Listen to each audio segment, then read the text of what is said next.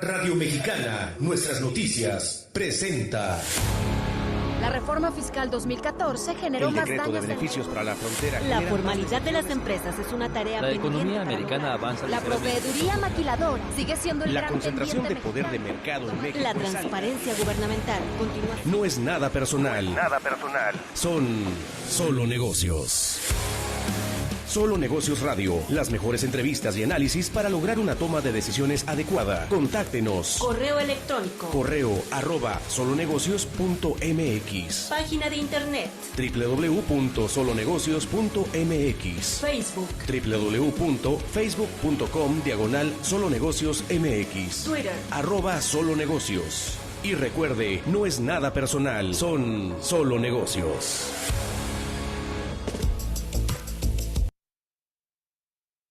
Hola, ¿cómo está? Mi nombre es Alejandro Sandoval, esto es Solo Negocios Radio, transmitiendo a través del 1300 de amplitud modulada, al igual que por internet en Radio Mexicana, en nuestras noticias 1300 AM, fanpage en Facebook de la estación de radio, y en Solo Negocios MX, así como Solo Negocios Radio, fanpage de nosotros en esas plataformas. Más tarde, bueno, pues en el resto de redes sociales, streamings y demás.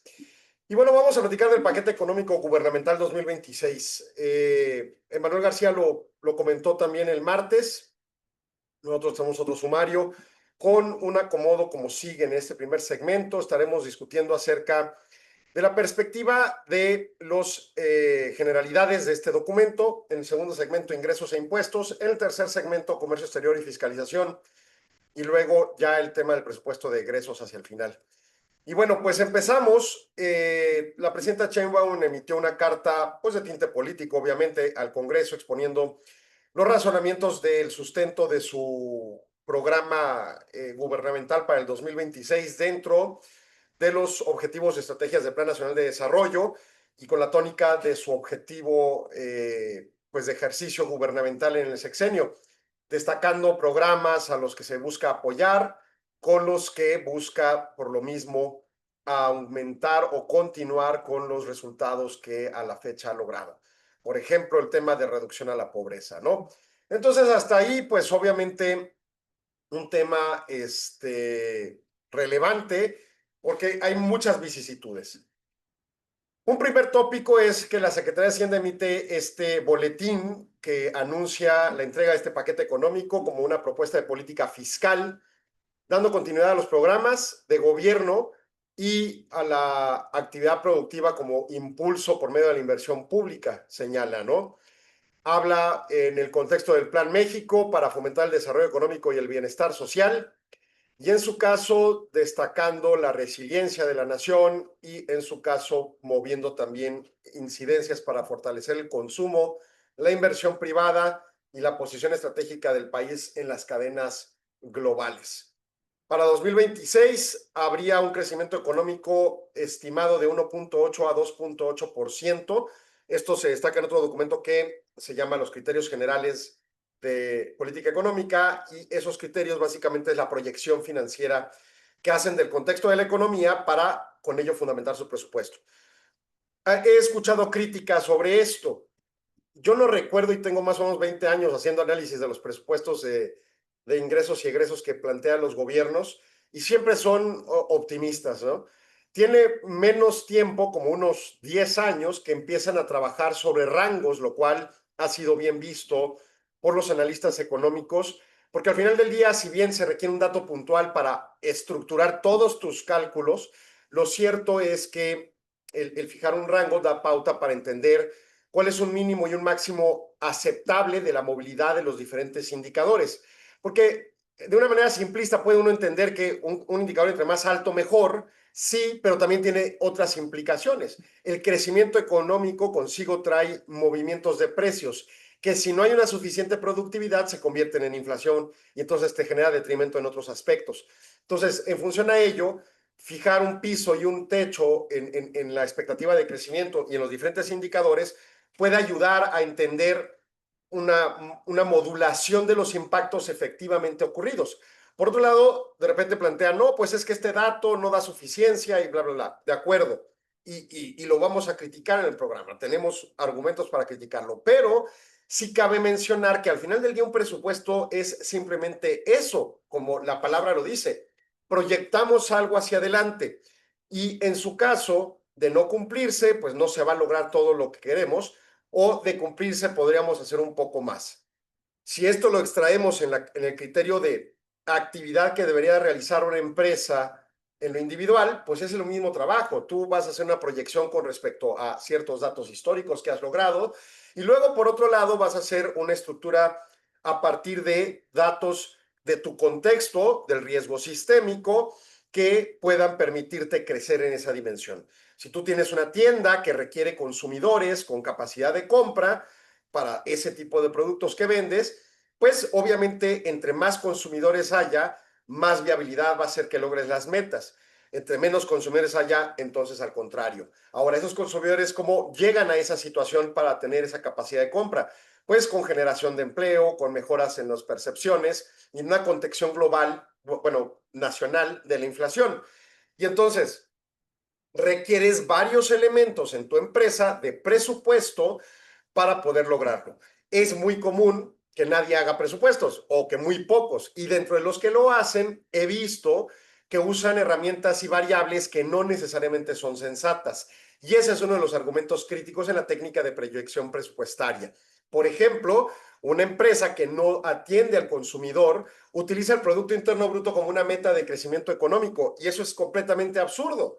Esa empresa que está eslabonada en la cadena productiva debería de usar algún derivado del Producto Interno Bruto en la perspectiva de cadena productiva, en la perspectiva de inversión, por ejemplo, para efectos de determinar cuál es la capacidad de su subsector económico de crecer, cuánto mide su empresa respecto a sus competidores en base a un análisis de benchmarking y ante ello poder determinar cuál es la oportunidad efectiva de crecimiento de su sector.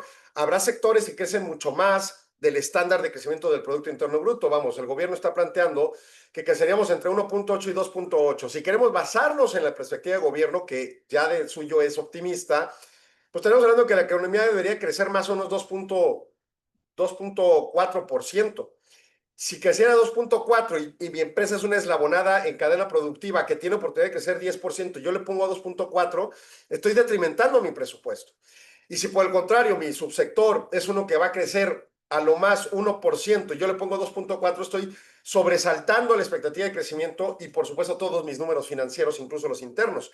Mismo tema se aplica al gobierno. Si el gobierno está generando una estimación optimista respecto a un planeta que está entrando en un escenario de extrema incertidumbre, donde los rangos de crecimiento todavía son mayores, o sea, la diferencia entre lo que podemos proyectar por la incertidumbre que se vive, y aquí lo concatenamos a uno optimista con sesgo alto, pues obviamente el gobierno federal está equivocándose en su perspectiva, pero al final del día tendrá la salvaguardia de decir, bueno, como mínimo el rango inferior de 1.8, si lo crecemos, aguanta la capacidad.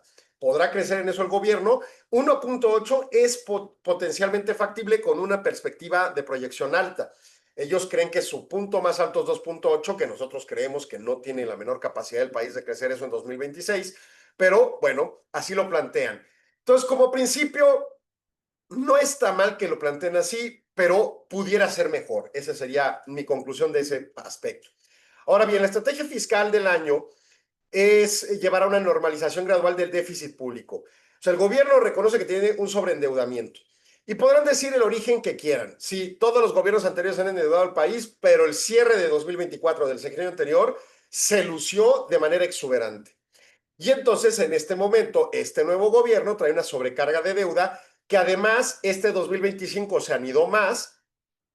Ojo, vamos a pensar sin comparar números en términos de valor de dinero del tiempo. 2024 fue de 2 billones de pesos la deuda. 2025 ronda a mi memoria 1.5, 1.6 y este 2026 proyectan 1.3 de deuda. Es muy alto, incluso contra los años anteriores de los sexenios previos, pero ciertamente es algo que empieza a permitirles continuar con sus proyectos y en su caso, si creciéramos a la expectativa mínima que plantean, lograr reducir el déficit. Y es importante reducir el déficit porque no hacerlo implica que te suban las tasas de interés de la deuda externa. Ese es el quid. Pero además no solo al gobierno. El gobierno sí entiende que si al gobierno la calificación de deuda se le degrada y ante ello provoca un problema de deudas al resto, de elevaciones de tasa al resto de la economía mexicana, a todos nosotros en nuestras tarjetas de crédito, los créditos hipotecarios y demás, entonces sí vamos a tener un problema grave para toda la economía. Y entonces, en ese sentido, al final, los números macroeconómicos que proyectan, si bien con cierto sesgo optimista, lo cierto es que dan pauta para sí cumplir la disminución de déficit público en el rubro más grande, requerimientos financieros del sector público, a 4.1, lo cual implicaría sostener el grado de deuda que tenemos y no generar un conflicto en ese sentido. ¿Esto es lo mejor que podría pasar a México? No, porque de nuevo pudieran haber hecho mejores planteamientos, pero dentro de los malos está bien porque todavía alcanza una perspectiva óptima de rescate. La deuda estaría en el 52% del Producto Interno Bruto, muy alto respecto a los últimos 40 años, pero aguanta, va disminuyendo. En 2026 la recaudación tributaria se espera llegue hacia 15.1%. México tiene, comparado con los países de la OCDE, que son países más o menos comparables con México o todavía en situaciones de desarrollo mejor, traen tasas cercanas al 25%. México tiene históricamente, no sé, 60 años con tasas sumamente detrimentadas en el rubro. Y entonces, pues va mejorando, pero mejorando a pasos sumamente limitados. Y el enfoque de gobierno por cuestiones políticas siempre es con respecto a los contribuyentes cautivos. Pero a la informalidad no la toca. Y ese es uno de los grandes retos que siempre le queda pendiente a cualquier gobierno de cualquier país, de cualquier, perdón, pues partido político en los sexenios anteriores comparado, siempre les pasa lo mismo, ¿no? En materia de gasto público se plantearán 3% de PIB para los programas sociales, 82% en beneficio en beneficio de 82% de las familias mexicanas. Me parece alto, la expectativa es 82%, pero veremos. En pensión mujeres de bienestar se busca una cobertura universal a mujeres de 60 a 64 años, todavía de arriba de las pensiones para adultos mayores, generando ahí un grado de inequidad respecto a unos por otros, pero veremos cómo se evoluciona el programa. En materia de inversión pública, plantean 2.5 del PIB, complementada con la privada en proyectos estratégicos. Y entre las obras se incluyen proyectos para los trenes de pasajeros que tiene en el sexenio planteado el gobierno, obras hídricas y tecnificación del campo. Continuando además el tema de polos del bienestar, que en mi opinión está quedando mucho que deber ese tema, pero bueno, ya lo veremos más a fondo después. En materia de política comercial se implementarán medidas fiscales arancelarias con respecto a países que no tienen tratado con México, así como ajustes fiscales en ciertos productos como las bebidas azucaradas, el tabaco, buscando, dicen, hábitos más saludables. Tiene mucha implicación esto y ahorita que vayamos a la parte de impuestos lo comentamos. Entonces, hasta aquí, puntos relevantes de lo que están planteando en generalidades del presupuesto. Vamos a corte, regresamos en segundos, no se vaya, sigan Solo Negocios. 53ª Convención Internacional IMEF, CIEFO 360. El futuro de las finanzas y el liderazgo. En un entorno global desafiante, el rol del CIEFO está cambiando. Ya no basta con dominar las finanzas. Hoy, se espera que los líderes financieros sean estrategas, innovadores y agentes de transformación. La Convención Internacional IMEF 2025 será el espacio donde se reúnen quienes están definiendo el futuro de las finanzas en México y el mundo. Abordaremos cómo los CIEFO enfrentan un contexto de disrupción tecnológica, incertidumbre geopolítica y presión por la sostenibilidad. Hablaremos de inteligencia artificial, automatización, modelos de gobernanza resilientes y liderazgo con visión 360. Todo en un escenario incomparable. Los Cabos, donde la reflexión estratégica se combina con la inspiración del entorno. No puedes faltar. Quiero, merezco, necesito estar ahí. Nos vemos del 19 al 21 de noviembre en la Convención IMEF, CIEFO 360.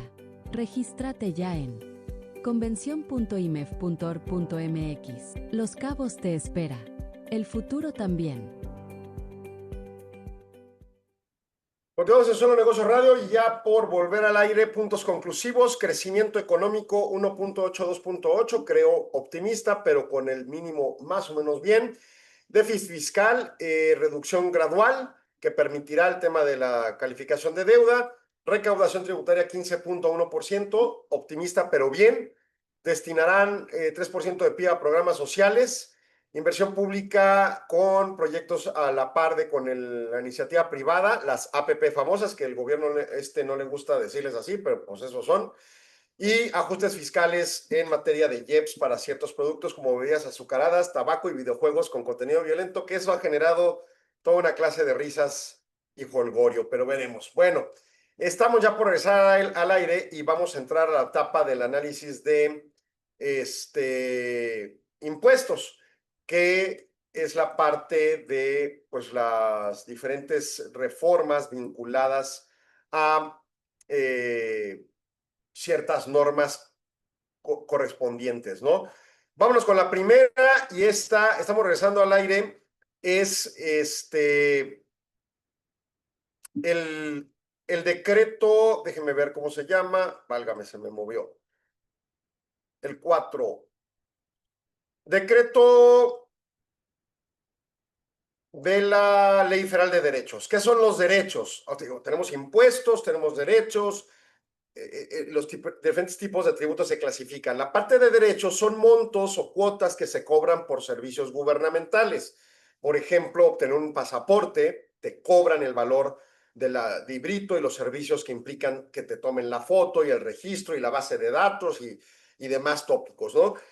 Los peajes de casetas federales en carreteras federales, los peajes aquí internacionales, que aquí en el caso de Juárez tienen este fideicomiso con el Estado para los efectos del beneficio de infraestructura local, pero que al final del día siguen siendo federales de origen. El TUA que pagamos cuando compramos un boleto de avión. En fin, tienen ahí varios derechos estructurados. Entonces, para este objetivo, no sé, se me ocurre, por ejemplo, minería, te cobran, si te dan una concesión minera, te cobran un derecho, entre otros, ¿no? La iniciativa propone cobro de nuevos derechos en servicios migratorios, optimizando controles debido al crecimiento del flujo de los migrantes. Entonces, todo aquel migrante que entre al país tiene que pagar un derecho por los servicios que le ofrece el Servicio Nacional de Migración. Dirían algunos como quemarte vivo. Sí, tenemos que seguir conociendo que ese tema no se ha resuelto. Pero bueno, los procesamientos que se hacen, por ejemplo, sobre todo en lugares como Chiapas, en donde entran muchos migrantes, o la Ciudad de México, en vuelo, o aquí en las fronteras, cuando vienen del norte al sur, sobre todo migrantes que vienen para propósitos de negocio,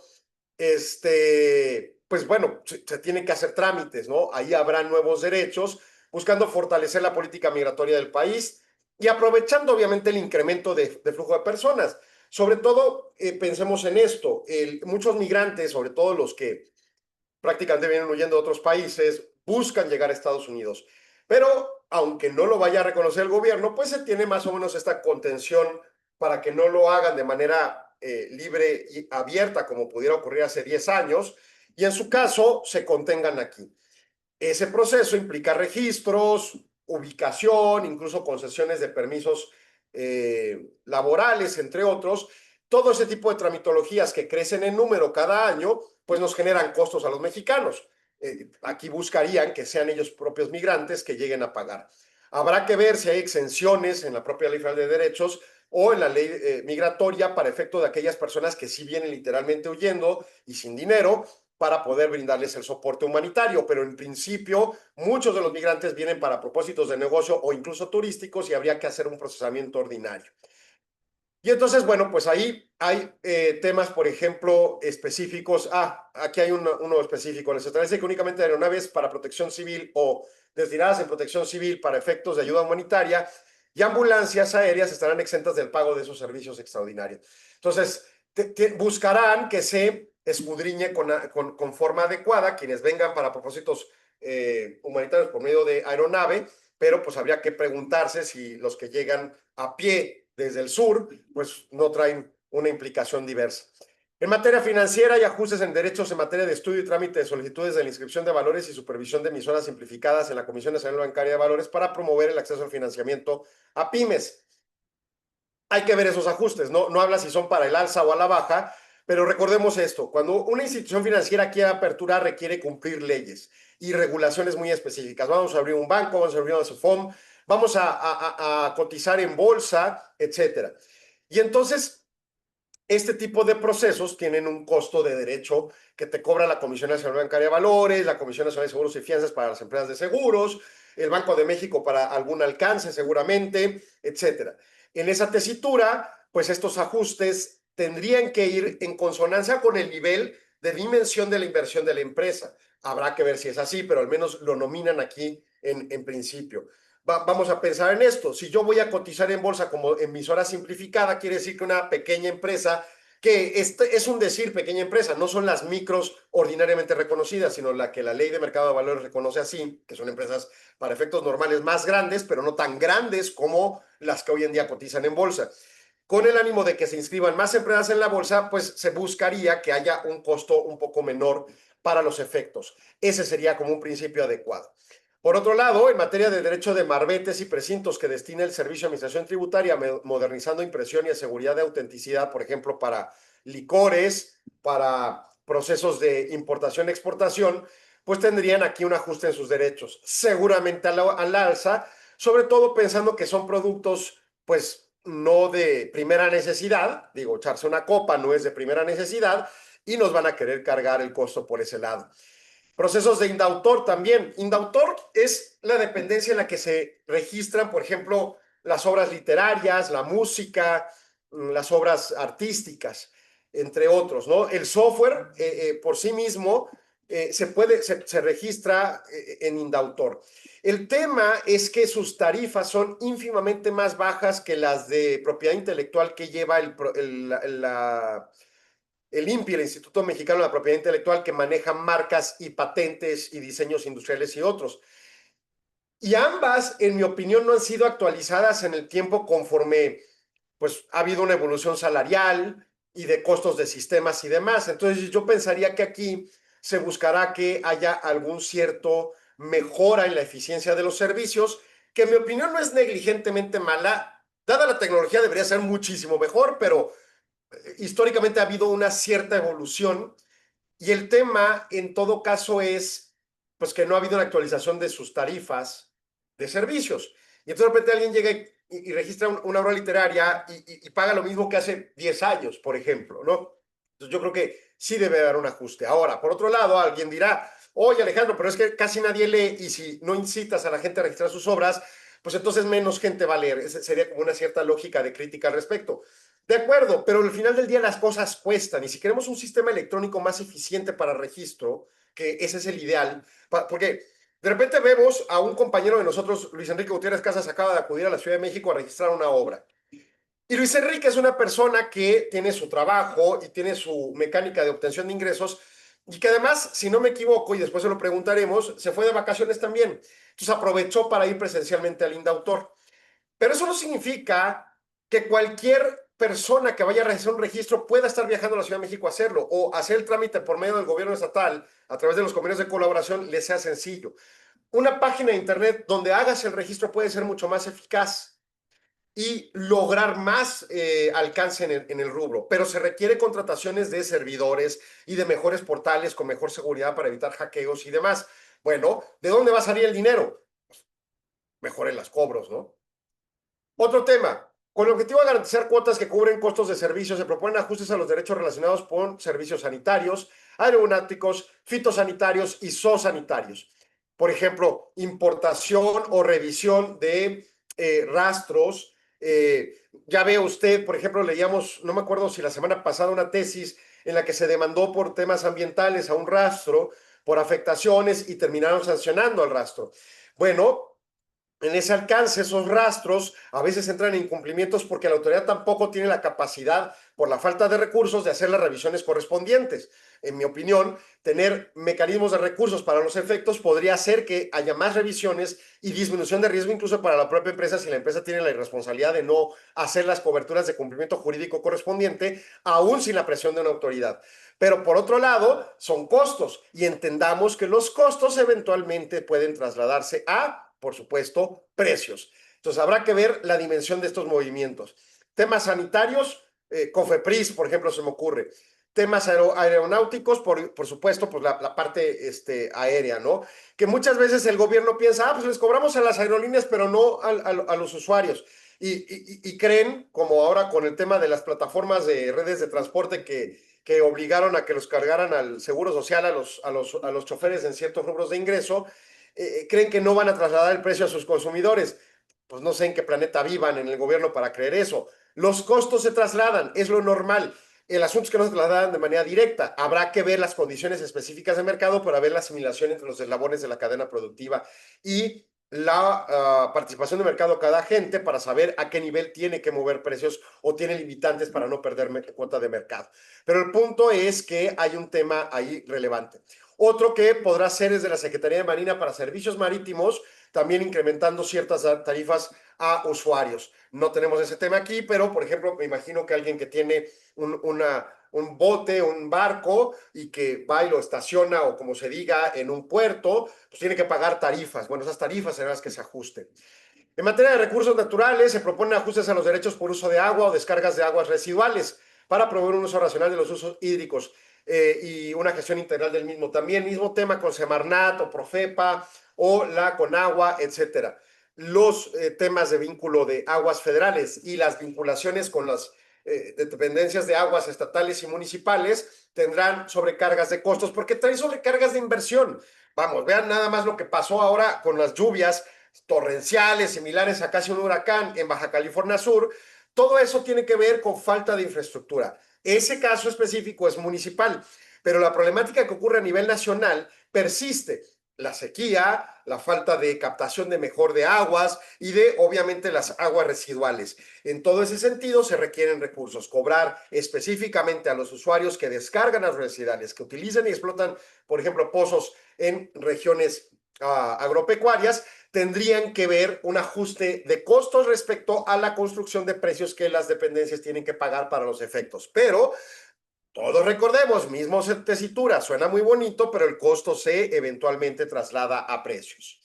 Otro tema más, la iniciativa incluye adecuaciones en derechos de uso de espectro radioeléctrico para fomentar una ampliación de la cobertura y acceso a los servicios de telecomunicaciones y radiodifusión en beneficio de la población. Para esto, para promover acceso a la cultura, se plantea el Museo Nacional de Arquitectura, se sume a la lista de recintos de entrada gratuita para el público. Unas cosas se dan, otras se quitan, ¿no? Por ejemplo, museos gratis, de acuerdo, promovamos la cultura, pero por otro lado, por ejemplo, ajustes en espectro radioeléctrico. Seguramente tarifas celulares que pagan las empresas de carriers al gobierno por sus permisos y autorizaciones serán costos que absorban. ¿Nos los pasarán? Dependerá. Yo no he visto la tarifa de mi celular moverse casi en 10 años y cada vez tengo mejor servicio. Es obvio que eventualmente se hagan ajustes, ¿no? Y si te están sobrecargando, pues con más razón. Arturo me manda corte, regreso en segundos, no se vaya, siga en Solo Negocios. 53ª Convención Internacional IMEF, CIEFO 360. El futuro de las finanzas y el liderazgo. En un entorno global desafiante, el rol del CIEFO está cambiando. Ya no basta con dominar las finanzas. Hoy, se espera que los líderes financieros sean estrategas, innovadores y agentes de transformación. La Convención Internacional IMEF 2025 será el espacio donde se reúnen quienes están definiendo el futuro de las finanzas en México y el mundo. Abordaremos cómo los CIEFO enfrentan un contexto de disrupción tecnológica, incertidumbre geopolítica y presión por la sostenibilidad. Hablaremos de inteligencia artificial, automatización, modelos de gobernanza resilientes y liderazgo con visión 360. Todo en un escenario incomparable. Los Cabos, donde la reflexión estratégica se combina con la inspiración del entorno. No puedes faltar. Quiero, merezco, necesito estar ahí. Nos vemos del 19 al 21 de noviembre en la Convención IMEF, CIEFO 360. Regístrate ya en convención.imef.org.mx. Los Cabos te espera. El futuro también. Continuamos en Solo Negocios Radio y, bueno, pues terminamos ahí la de derechos, ¿no? Nos vamos a ir a la de IEPS. Yo creo que me va a ganar el programa con respecto a otras normas, pero vamos a ir avanzándole, ¿no? Que ese es parte del propósito. Todavía no regresamos al aire. 1006. Acá está. Esta va a ser, nos vamos a ir con la IEPS, que ha hecho algo de ruido, pero en esta hay muchas cosas a discutir, ¿no? pero es una aplicación importante porque, digo, no quiero repetir ahorita que regresemos al aire, pero tiene un origen específico y luego tiene un contexto lateral el correspondiente, ¿no? Ahí ya me está escribiendo Arturo, me imagino que ya me va a regresar al aire. Todavía no. Ahí estamos, regresamos al aire 1300 AM. Bueno, el impuesto especial sobre producción y servicios. Primer tema, este impuesto no es un impuesto de origen recaudatorio, es un impuesto de origen inhibitorio o de soporte de política fiscal, y me explico. El impuesto a la renta es un impuesto recaudatorio, es un impuesto que nos cobran por ganar dinero. Y el impuesto al valor agregado es un impuesto recaudatorio que nos cobran por gastar dinero. Bueno, estos impuestos se esperan mover hacia arriba, más allá de que muevan tasas que no las están moviendo este sexenio, ni lo hicieron en el anterior. Se espera que se muevan conforme la gente gana más. Si a ti te va mejor, aumenta tu costo de impuestos, en pesos, ¿cuánto pagas de impuestos? Bueno, un impuesto especial de producción y servicios son impuestos que se cobran con intenciones de modular la producción o los servicios específicos por cuestiones que no tienen que ver con un ánimo recaudatorio. Por ejemplo, si uno de los problemas que INEGI rastrea de mayor mortandad o problemas salubres en el país es los problemas cardíacos o los problemas de diabetes y el origen de esos problemas es la alta ingesta de azúcares o de productos con azúcar, y no azucarados en sabor, sino del componente químico que va en los productos alimenticios, azúcar, pues entonces creas un impuesto para acrecentar su costo y por medio de leyes de oferta y demanda ponderar su consumo, ¿sí? O sea, tú creas el impuesto y decir, si el refresco que tiene mucho azúcar hace daño y es el que está provocando presuntamente las enfermedades, pues aumenta su precio, no para beneficiar a la empresa, sino para inhibir al consumidor de que consuma tanto refresco. Y entonces ante ello, pues haya menos tendencia a enfermarse o a morirse por ese efecto. Esa es la teoría. En materia ambiental, le pones un IEPS a la gasolina para inhibir a la gente de que consuma tanto combustible, que corra tantas carreteras o calles o lo que sea, y entonces haya menos impacto ambiental. Y nos vamos igual a tabaco, alcohol y a cualquier otro producto que tenga IEPS. Ese es su argumento teórico. Ahora, en realidad, nunca ha funcionado. En mi opinión, bueno, y hay otro tema que puede ser un catalizador. Cuando los precios de los combustibles aumentan demasiado, hacen un subsidio del IEPS, lo hacen negativo. Y entonces le dicen al gasolinero, bueno, pues al contrario, te aplico un crédito fiscal, no me lo pagas, no se lo traslades al consumidor, quiero ver tu CFDI emitido de una forma en que no se lo trasladaste y solo le cobraste el costo de gasolina normal más IVA. En esa lógica, pues, por ejemplo, cuando la gasolina se ha disparado a nivel global y en su caso por precios internacionales en México también se dispara, con el IEPS negativo lo que hacen es que no suba tanto, si sube, y no genera presiones inflacionarias. Pero entonces eso ya te da pauta para entender que no hay tanto tema ambiental, sino que es un impuesto recaudador. Ese es el primer tema cantado. Y lo aplicó el gobierno de Calderón, lo aplicó el gobierno de Peña Nieto, lo aplicó el gobierno de López Obrador y lo está aplicando el gobierno de Claudia Sheinbaum. Que a Sheinbaum no le ha tocado presiones alcistas de precios de gasolina, pero ahí está la política. Entonces, no importa el flanco ideológico que presuntamente trae cada uno de estos políticos, lo que importa es que no quieres presiones inflacionarias a través de la gasolina porque es un insumo altamente consumido para movilizar al país. Ese es el punto final. Por lo tanto, si bien pueden ser preocupados por el tema ambiental, pues no lo es tanto en términos de gasolina, porque si lo fuera, no les importaría la presión inflacionaria y lo que les importaría es inhibir el consumo del vehículo para propósitos de elevar ese IEPS. Eso sería la lógica. Bueno, por otro lado me voy al IEPS azucarados, productos azucarados, al IEPS y en este caso no más hablan de bebidas, digo, también lo tienen productos así normales como los chocolates o panecillos de postre y demás. bebidas aseguradas el que va a ser repercutido, tabaco, alcohol. Bueno, oye, hace mucho daño el tabaco, provoca cáncer en los pulmones. Y la cajetilla cuesta 85 pesos, por decir un precio. Bueno, si me lo vas a subir a 100 pesos, la pregunta es al fumador que es adicto si va a dejar de consumir la cajetilla a 100 pesos. En mi opinión, la respuesta es que no, porque cuando tú te vas a otros países y de 85 pesos se lo aumentaron a 250, entonces sí hubo una gran cantidad de consumidores que dejaron de consumir el producto.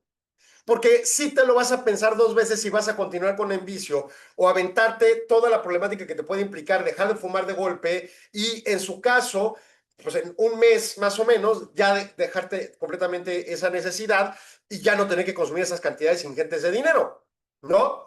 Ese es un ánimo para proteger la salud, crecer el impuesto en esa dimensión. Oye, si tuvieras un verdadero problema grave, no lo sé si lo tengamos en términos de número, de alcoholismo en el país, aumenta el IEPS de una dimensión tal que se hagan productos sumamente caros, incluso los más baratos, se aumenten tanto el precio que la gran mayoría de los usuarios dejen de consumirlo.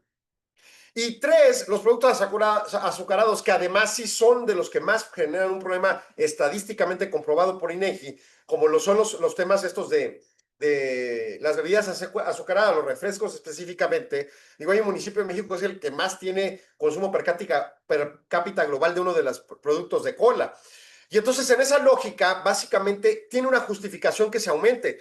Pero estar aumentándolo timoratamente, pues no da más para que recauden, porque al final del día lo que va a pasar es que no van a dejar de consumir las personas adictas a esos productos los mismos. No importa que suban 10, 15 pesos, lo van a seguir haciendo porque no hay un aumento relevante que les haga pensar en términos de leyes de oferta y demanda si vale la pena seguir consumiendo. Bueno, en términos de tabaco, en materia de IEPS, plantean que hay productos como el tabaco calentado y sistemas electrónicos de nicotina, los famosos vapes, que por un lado son supra ilegales como si fuera la cosa más terrible de las drogas del mundo, y en su caso buscan una homologación de tratamiento fiscal con los productos de cigarros tradicionales que no, o sea, al parecer a los vapes, si bien son ilegales, no les cobran IEPS, y a los productos de tabaco calentado tampoco, entonces lo van a equiparar, ¿no? Y buscando aumentar la recaudación para financiar los servicios de salud pública. Se están jugando con el dinero, aunado a que no tienen la obligación que con estos recursos captados por IEPS lo tengan que destinar al sector público. Entonces realmente es un juego recaudatorio maltrecho, ¿no? Aumentenlo de veras, inhiban el consumo y si recaudan, dedíquenlo específicamente y con etiqueta al sector servicio de salud pública y enfáticamente esos temas. Bebidas saborizadas también, temas de jarabes y concentrados para preparación de bebidas con azúcar, como polvos, concentrados y jarabes que tienen altos contenidos calóricos, buscan desincentivar el consumo. Con 3 pesitos que le aumentan, no tiene ninguna lógica, señores. Métanle de veras. Oye, se me van a ir encima un grupo de gente poblacionalmente hablando. Pues sí, son políticas que no están propiamente, son políticas públicas que no están propiamente agradables a la gente.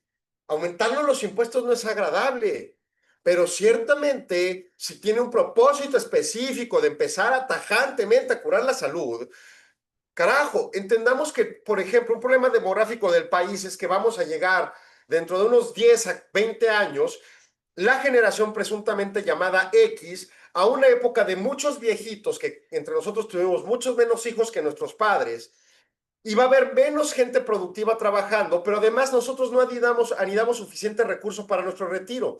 Por lo tanto, vamos a hacer muchos viejitos muy pobres, pero además enfermos, costándole al servicio público de gobierno, que además va a tener una población productiva más pequeña en número, pagando menos impuestos en número total. Quizá les suban las tasas, pero ciertamente en número total. Entonces, ante esa posición de lo que va a ocurrir entre 10 y 20 años, empieza a contener los cuidados salubres. Si una persona de 50 años, mi edad, está consumiendo altos niveles de productos azucarados, tabaco o alcohol, inhíbeselos de una vez, para que cuando tenga 65, 70 años, no sea un viejito pobre que no tenga más que ir a requerir servicios de salud a costo de los pocos contribuyentes que haya en ese futuro. Eso es una política pública de largo plazo, como lo dice la presidenta Sheinbaum en su carta al Congreso y la exposición de motivos que plantea por medio del comunicado de prensa de la Secretaría de Hacienda. Estar diciendo que las cosas son de largo plazo y no hacerlas asertivas, Punto y se acabó, no tiene lógica. Finalmente plantea para Jebs, la iniciativa propone la creación de un nuevo impuesto especial para videojuegos que contiene niveles altos de violencia. El objetivo es desincentivar el consumo de ese contenido para niños y adolescentes y destinar el recurso recaudado a programas de prevención a la violencia. ¿Es en serio? Yo recuerdo grupos empresariales allá en 2006, 2007, con los pelos parados así, enojadísimos porque una empresa estadounidense hizo un videojuego de violencia, muy entretenido, por cierto, que se radicaba en Ciudad Juárez. O sea, nos da mala imagen. ¿De qué hablan? Nadie está pensando en esos términos. Al año, 2 años, sí tuvimos un problema de violencia grave, no por videojuegos, que nos dio pésima imagen. Y de ese tema nadie lo preparó ni lo inhibió. O sea, la mala imagen global de Ciudad Juárez persiste en el ideario público, aun cuando ya no haya los niveles de violencia de 2008, 2012, ¿no? ¿Qué tiene que ver una cosa con la otra? En serio, mínimo, muestren un estudio científico, hay medio chafita al estilo del tema de los aranceles de nuestros vecinos, ¿no? Pero no lo hacen, nada más lo argumentan y ahí va. Bueno, ¿hay mecanismos tecnológicos para evadirlo? Por supuesto. ¿Y los principales que lo saben son los niños y los adolescentes? Por supuesto.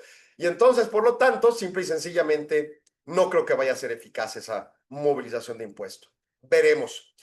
Y el siguiente es el Código Fiscal de la Federación. Y aquí yo creo que me voy a llevar 2 segmentos, así que, bueno, veremos. Bueno, está corto el resumen que hicimos, pero vamos empezando. Código Fiscal de la Federación es el instrumento y la herramienta fiscalizadora de todas las autoridades fiscalizadoras, llámese el SAT, IMSS, Seguros, Infonavit, perdón, y derivado para el Código Fiscal Estatal, el Hacienda Estatal, ¿no? Entonces, en esa lógica se busca modificarlo por enésima vez, como en los últimos 18 años, generando sobre herramientas al Servicio de Administración Tributaria y demás autoridades para fiscalizar. Y han mejorado mucho su fiscalización, es completamente cierto. Veremos, ahorita que regresemos del corte, cuáles son los alcances correspondientes. Regresamos en segundos. 53ª Convención Internacional IMEF, CIEFO 360. El futuro de las finanzas y el liderazgo. En un entorno global desafiante, el rol del CIEFO está cambiando. Ya no basta con dominar las finanzas. Hoy, se espera que los líderes financieros sean estrategas, innovadores y agentes de transformación. La Convención Internacional IMEF 2025 será el espacio donde se reúnen quienes están definiendo el futuro de las finanzas en México y el mundo.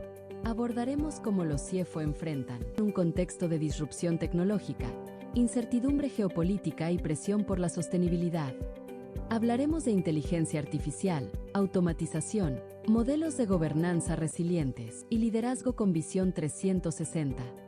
Todo en un escenario incomparable, Los Cabos, donde la reflexión estratégica se combina con la inspiración del entorno.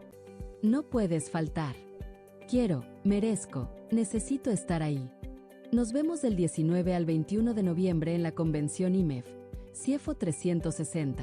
Regístrate ya en convención.imef.org.mx. Los Cabos te espera. El futuro también. Bien, seguimos aquí en Solo Negocio Radio. Y bueno, antes de regresar al aire, pues es el tema del Código Fiscal la parte más relevante. O sea, la posición del gobierno es, no quiero subir impuestos, pero le doy todas las herramientas a la entidad fiscalizadora para cobrarlo.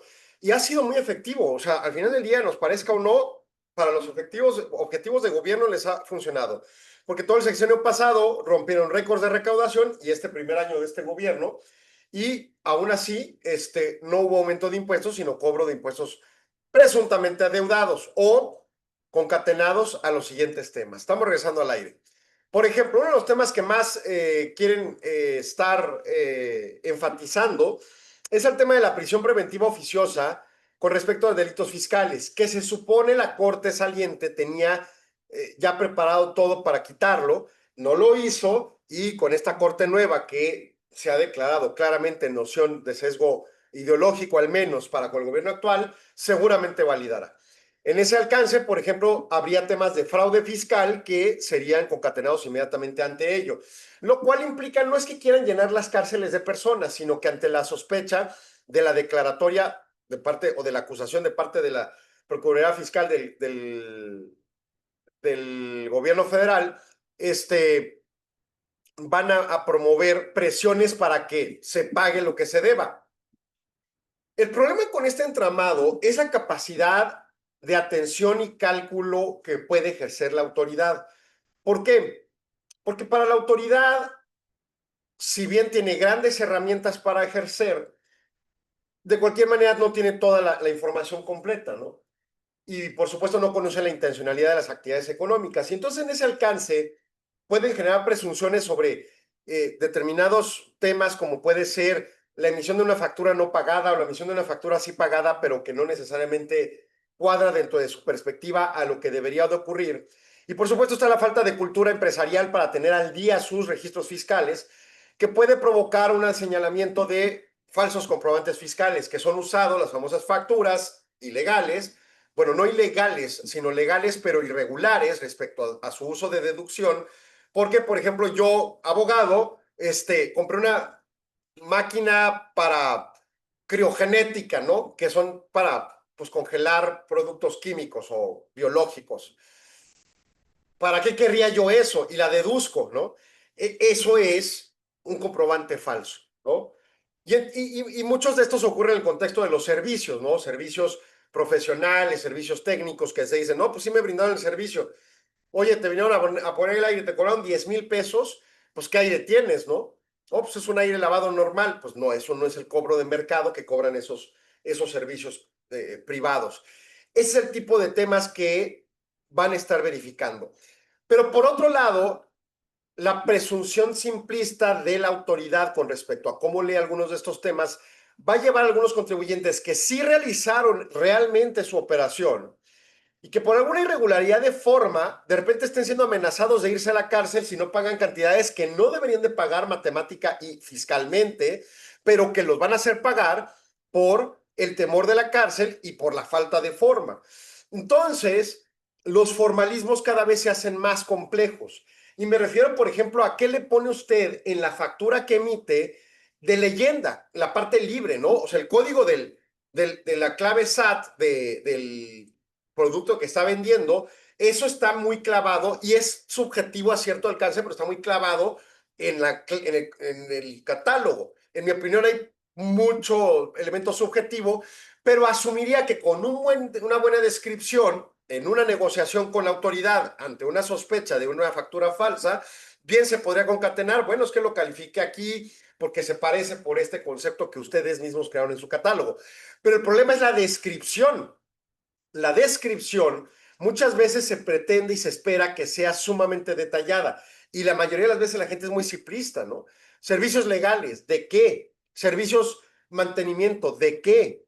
Con respecto a qué contrato, mantenimiento de qué aparato, qué fecha, pues se presume la fecha de la factura, pero muchas facturas son emitidas en fechas posteriores. Y entonces ahí empieza a venir una serie de problemas. La fecha de la factura es la fecha del timbrado de la factura, no la fecha del ejercicio del servicio. La fecha de la factura no necesariamente es incluso la fecha del pago de la factura, si es PPD, el modelo de pago en parcialidades o diferido, que ya explicaba Memo el lunes, ¿no? La fecha, la descripción, la clave SAT de la factura o el uso de CFDI tiene muchos vínculos legales que muchos son simplistas en su uso. Hay servicios médicos como acudir a una consulta ordinaria con un licenciado en medicina, que te emite su recibo de honorarios y se lo pagas con tarjeta y el recibo tiene que ir con un uso de CFDI D01. Pero hay servicios médicos que son hechos por funcionarios, por personas que no tienen licenciatura en medicina, sino licenciatura en alguna otra área que no está escudriñado en la legislación fiscal para autorizar la deducción personal. Y entonces emiten la factura con D01, es ilegal la factura. Y esa falta de forma hacia adelante puede provocar que sean comprobantes fiscales falsos y de repente tengas en la presión de cárcel a dos agentes económicos que no entendieron que uno es licenciado en medicina y otro es licenciado en enfermería, por ejemplo. Y ya tienes un problema sumamente grave.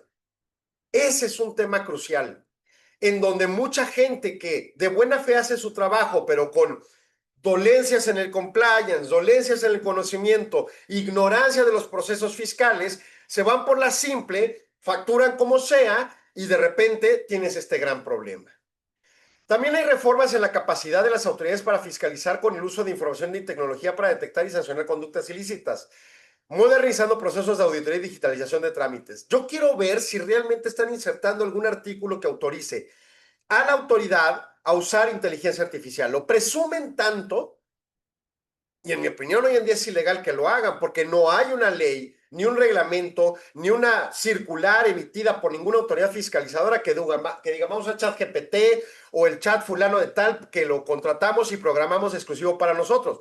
Porque aguas, el ChatGPT tiene fugas de información y yo no quiero que mi información fiscal, y mucho menos las grandes empresas, quieren que su información fiscal, que incluye toda la contabilidad, que incluye todos los flujos, termine vendido en el catálogos de Amazon o en cualquier red social o al googlear un nombre. Tiene que tener un constreñimiento de uso completamente disminuido de manera relevante, notorio y transparente de riesgos de hackeo. Y entonces están usando cualquier herramienta porque lo presuman y que somos bien tecnológicos. No, gracias, no. La iniciativa busca proteger a contribuyentes de buena fe de los efectos negativos de los efectos de defraudación. Ok, ven y chismea, whistleblower, y plantean que no haya esquemas en los que afecten operaciones falsas. Este es un tema crucial y es fundamental que se atienda de manera más asertiva. Me di cuenta en una declaración de persona física pensionada que nos pidió un anual en enero, o en abril más bien, que tenía timbrados otros CFDIs de gente de empresas de otras ciudades, una en Veracruz, una en Tabasco. Y pues las ignoramos en la declaración y emitimos la declaración y metimos una aclaración al portal del SAT diciéndole, oye, estas facturas me aparecieron para este contribuyente, pero ese contribuyente me dice que a sus 70 años de edad recibe su pensión del Seguro Social, pero no trabaja, y mucho menos en Veracruz o en Tabasco, ni para empresas de Veracruz o Tabasco. Por lo tanto, esas facturas son falsas. Bueno, la contestación del SAT, estamos revisando, vamos a indagar, y una tercera y última, vamos a trasladar a otro departamento. Gracias. De abril al mes de agosto, que fueron los días que revisamos los reportes, no han dado una solución eficaz para decir se cancelan esas facturas. Si el contribuyente que las emitió y timbró esos recibos de nómina, que lo hace el patrón, no viene a quejarse, no viene a aclarar, entonces se friega. Y su declaración anual donde las contempló como deducción, no vale. Creo que eso es lo sensato. Alguien le hackeó la información, la usurpación de información a esta persona y le generó timbres, ¿no? Ya ni siquiera supimos si le abrió una cuenta bancaria para depositarle esa nómina y luego se la quedara a alguien más, porque esta persona jamás tuvo control de ese tipo de temas. Y entonces en esa lógica, eso es donde tienen que verificar, pero contestar más rápido. O sea, que pasen meses y meses y no hay una respuesta. Gracias, SAT, pero así nos sirve esa contestación y protección correspondiente. Veremos con estas nuevas facultades. Y también se plantea que el sistema de información aduanera, como parte de los registros de la Secretaría de Hacienda y el SAT, busquen evolucionar junto con la Comisión Nacional de Energía para los efectos del tema de la gasolina. El famoso, me repatea el nombrecito de huachicol, pero es la venta ilegal de combustible y además defraudación con respecto a ello en términos fiscales, pues básicamente el tema concatena a fortalecerlo. Y aguas, muchas empresas obligadas en el tema no están haciéndolo conducente. Usan gasolina a niveles o algún tipo de combustible para ciertos procesos productivos y la compran y la revenden con los propósitos. Y sin permisos de la Comisión Regular de Energía es completamente ilegal. Y un acto de buena fe va a terminar siendo señalado como un acto sujeto a prisión preventiva oficiosa. Aguas, aguas, aguas. De lo contrario, pues va a ser un tema sumamente inhibitorio para las personas. Y finalmente nos vamos a la parte de la legislación. Esta tiene mérito para otro programa completo, ¿no? De los aranceles. Es un tema que México no debería entrar en ello, que creo que está convencido el gobierno que la guerra arancelaria es completamente irracional, como prácticamente todos los países del mundo menos uno que está provocándola, y que pues básicamente va a generar conflicto. Pero ante el pésimo escenario de incertidumbre que provoca este tipo de políticas, tiene que tomar decisiones y entonces buscar el mal menor. La posición es, para empezar, un aviso, porque las facultades de imponer aranceles es una facultad plena del Ejecutivo Federal. Sí tiene que hacer cambios en ley de impuestos a la importación y exportación, ahí sí tiene que plantearlos a la autoridad congresional, al legislativo. Pero un arancel de la noche a la mañana lo puede imponer bajo ciertas justificaciones que la propia ley le señala. Por ejemplo, Estados Unidos no. Los aranceles impuestos por Trump, precisamente es lo que está ahorita en discusión en la Suprema Corte, aduciendo el tema de seguridad nacional que ha sido mega usado y quizá mal usado por el Ejecutivo de los Estados Unidos, pues en la opinión de muchos es que no tiene las facultades para hacer lo que está haciendo. Estos aranceles no trastocan ese nivel de violación, pero de cualquier manera sí plantean modificaciones básicas a la ley de importación e exportación. ¿Qué es esa ley? Una ley donde están todos los productos desde una perspectiva de tarifa armonizada global y luego le ponen aranceles o no. El 99% de los productos en México están en cero arancel. Algunos tienen cierto arancel, pero es mínimo. Bueno, aquí lo buscan cambiar esa historia. De las principales modificaciones es esta. Recordemos que el 4 de noviembre de 2024, apenas entrado el gobierno actual, sí modificó, impuso algunos decretos para vehículos usados y algunos en diciembre de otros aranceles. Pero en su caso empezó a plantear así algunos modelos de, por ejemplo, automóviles, productos que provenían de países con los que no teníamos tratado y demás. Bueno, ahora con el alcance va a empezar a plantear ajustes arancelarios hasta 544 fracciones arancelarias, por ejemplo, industria siderúrgica que ya están hechos, 394 de otros sectores, sector textil para maquilas, entre otros. Bueno, nos quedará pendiente para el siguiente programa, porque ya se nos acabó este. Habrá modificaciones sustanciales que van a tratar tema de comercio exterior. La lectura propia es para generar un planteamiento conjunto con Estados Unidos. La lectura pública es para defender la industria nacional, que no hay sobre esos temas, lo cual es pues raro, pero bueno. Como sea, van a buscar justificar el alcance. Nos queda pendiente tratar ley de ingresos de la Federación, lo veremos, que ya es la global de todos los flujos de ingresos y los egresos. Lo vemos la próxima semana, así que lo invito a sintonizarnos. Por lo pronto, pase un excelente fin de semana. Gracias, Arturo, por tu apoyo. Hasta pronto.